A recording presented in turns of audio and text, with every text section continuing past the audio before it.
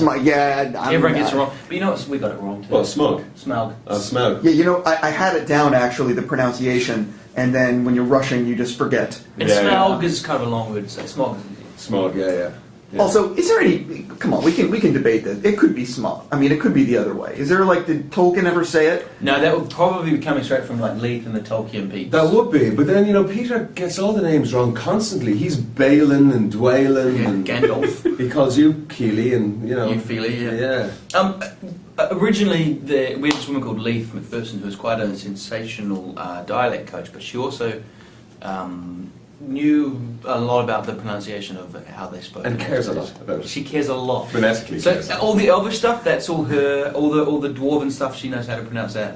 So I imagine Smaug will become via her. So yeah. Fairly verified. Fairly verified. It's all allegedly for now. I have a bunch of questions for you. The first thing is, as I mentioned to you before we started, I was on set. I saw you guys filming the barrel sequence, which in the finished film is jaw-dropping, amazing. It's holy shit. It's everything. You know what I mean? People are there was a few of us in the theater, and everyone was clapping when that was over because it's just amazing. Yeah. But when I was on set, I was under the impression that was the ending of the first film. Right. Well, I think originally it might have been. Yeah. And see, my question is, it's not at the beginning of the second film. I figured, the barrel sequence will be at the beginning of the second. So when did you guys first realize, wait a minute, this is going to be more than 2 films? Well, the truth of it, I think we realized it was going to be more than 2 films when I was at the wrap party when we just finished principal photography on the initial shoot. We were told that there's a strong possibility that it's going to be 3. So right at the end, only the end, yeah, we didn't know. We went back to do reshoots and reshot a lot of stuff. I mean, it's not for me anyway. It's not something you really think because you're working on such a huge scale movie anyway. You don't really think about the fact that it could become another movie like that. The whole idea that it would suddenly get made into 3 seemed quite out of the blue to me. But I was kind of all right with it. I mean, if Peter wants to make it longer, I mean, he obviously has a lot more. I was well into it. I was like, yeah, let's make it 5 or 6. I'm happy to stick around. I'll keep working. So quite late in the process, I think is the answer. Yeah, I mean, we did know on set that they were shooting a ton of footage. So I did wonder. I did think this is going to be a long first movie if they keep everything in. But I didn't know when I watched Desolation of Smaug recently where it was going to end. And did you feel the energy of the audience when it just cuts to black? Yeah. It's great. I want to talk about it, but I don't want to talk specifics because people will watch this before seeing the movie. Oh, they will? Yeah. So but we haven't told them. Totally. Right. But look, everyone knows there's another movie. It's not like it has to end at some point, and the journey will continue. And a quick Wikipedia will tell you the story, so there's no spoilers. It does sort of get you a little bit by surprise, though. I think. Oh, it definitely does. No, it does. It's just like the other movies, though. I remember being in the theater for Fellowship, and the ending happens at the top of that mountain, and I'm like, get the fuck out of here. Yeah. I'm like, I have to wait a year? I know. So do we, man. We have no idea. Hey, we don't. We never get to see much at all. We do ADR, we do bits of post and stuff like that, but you just, it's usually, insert scene here, or there's a big green screen. So we never really get to see the finished product until we're in the cinema, until we're with everybody else, which is kind of cool. I think it's what do we see? First time we saw it was about 3 days ago, a day before the premiere, and it was you and me and a few of the cast, and Peter was there. And we were all watching it for the first time. And what did Peter say right before the... He goes, the curtains come up, or, they raise up, and Peter goes, I hope it's not shit. Boom, movie starts. And I was like, wow. Thank God it wasn't. Yeah. Well, it's interesting because I really enjoyed the first Hobbit movie a lot. And I've yet to see the extended version, but I'm actually really looking forward to it. Because I liked being able to spend time in Hobbiton, and I liked being able to just have atmosphere with the characters and not so, you know what I mean? I love the world. Yeah. But the sequel, the second movie, is like non-stop action. It starts and it never lets go.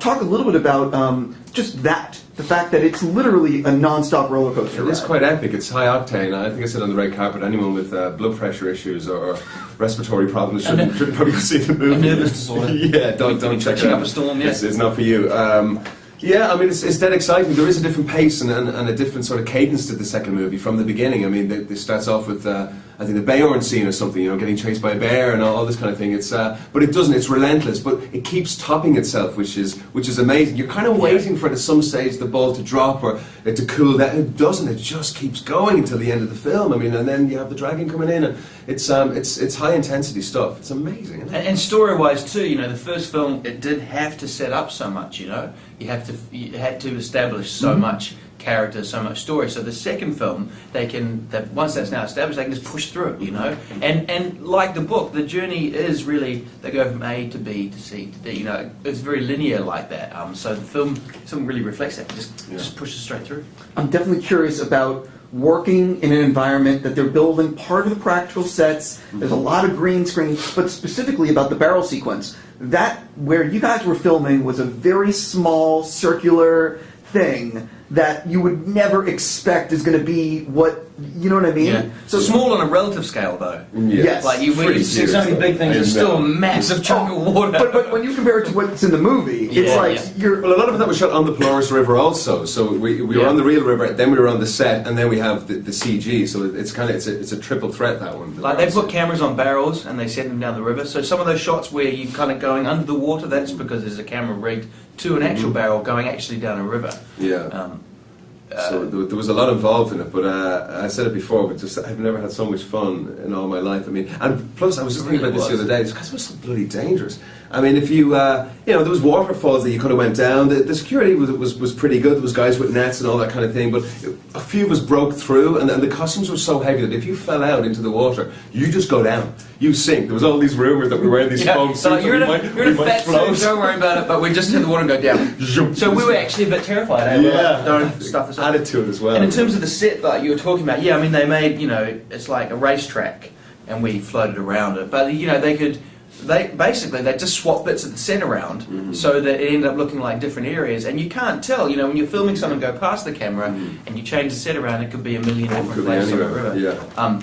But that was strangely sort of a little bit terrifying as well, because it was really fun. But Peter, typically, we had like a day where they said, come on guys, we're going to show you how it goes, and they'd start this big engine up really slowly, so the water would move around, and they go, this is a 6, we're never going to go past a 7, but hey, day 2 with Peter's like, how about up to 12, and we're like, yahoo, and then we were just caving. And you get sucked under and then propelled out. There's bits where the jets come out, so as you went past that bit, your barrel would kind of get pushed and sucked under, and people were hitting their heads, and then they had this huge tank of water.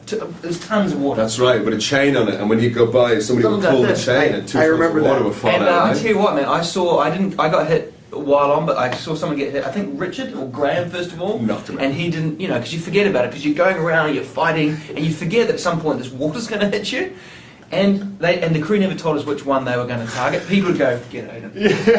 But we never knew. And I saw Graham, I think it was Graham, was like, just as the water hit him, and he disappeared under the water. And then for a second he came in and he was like, moustache hanging off, right? I was drowning a bit. And then from then on we were like, oh man, what did we do? It was gnarly. It was great.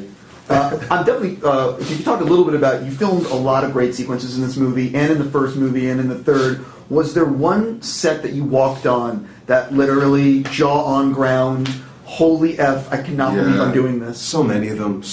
Lake Town for me was a big one. I mean, he created a town. I mean, you said the other day, you wanted to buy property on this. I wanted to have the rap party on the set. I mentioned that would have been awesome. He kind of told me to jog on, but incredible. That was so lovely, that set, and huge. I mean, you could get lost on the set, but Mirkwood was the same. I mean, if you played a game of hide and seek, you wouldn't be able to find the other person. No. I mean, you can't, and that's, I think, something people don't quite realise about Jackson's sets, is that it's not, a lot of it. It's not CGI. It's the real deal. There's a big curtain that goes to outside the perimeter of the.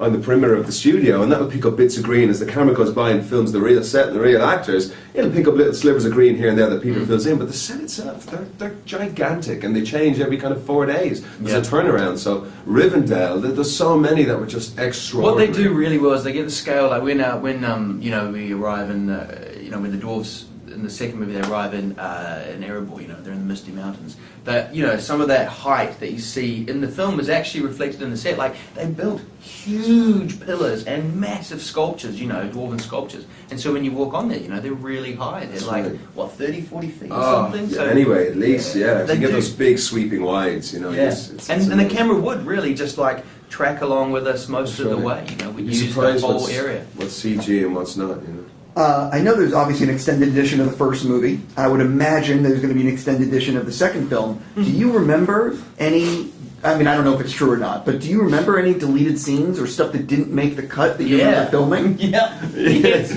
Lots of stuff. Yeah, there's lots of little. But is it going to say. make the extended Well, version? at least maybe the extended version. Is there one of those? Yeah, they just keep extending it and eventually they'll throw that stuff back in. Some of it's quite surprising too. I mean, I had seen the extended version. I've seen what the extended version, what they put into it in the first movie, and it was. And you kind of forget. You forget what's been left out and what's been left in. It's always a great surprise. But I don't know what's going to be in this film. No, I mean a lot of the stuff like like it doesn't make it. I don't want to kind of. yeah, you don't Oh want no, to you do don't want wanna to. You jinx want to. You want to talk about it. This is what the fans want to know. If you remember, like, if there's a, you know what I mean. there's lots. I mean, there's like Lake Town. There's lots of bits and pieces that we. I don't know if it's full scenes. It'll just be bits of like our dialogue. Yeah, out on. Hey, this way. This is the Philly Killy scene. Yeah. Chop. They're done. But the scenes themselves, I don't know. I don't know actually with scenes themselves. I mean, I know there's it was bits and pieces that are missing from the film. Well, yeah. I mean, when we saw the second film, I mean, there was whole sequences. We're like, when did they shoot that? I didn't know they were shooting bits in that. Rivendell, like big dinner scenes in Rivendell that never got into the first movie. But Yeah, and again, Gandalf and Thorin in the beginning, obviously we had no idea what that scene was yeah, going to the look scene like. in Or, Bree, yeah. it's I don't know, really actually. hard to say with people, But isn't it? it's just bits as opposed to bigger things. What I do know they will have lots of is behind the scenes, because I think we were filmed every day, That's right. every hour, for the whole. Every time you did something, walk out the toilet, or you That's finish, right. you know, like having a coffee, turn around, you'd be. No, I wasn't so Michael keen on that. would be there filming. I'd always give it cut. I remember Jimmy was like flossing his teeth, and he was being filmed. And he was like, no. I mean, yeah. So there'll be There'll be a lot of that. There'll be lots There's of behind the days of scenes. footage in that. Oh, yeah, imagine Yeah. days Yeah, and there days is. of just us like babbling on. I know. You guys obviously did reshoots earlier this year for the second, and not reshoots, but additional photography. Yeah. For the second and third movie. How long were those shoots? And because I think, if I'm not mistaken, you guys were filming part of a big action set piece for the third movie. Yeah. The Battle of the Armies. Battle or of the something Five like Armies, that. yeah, at the very end.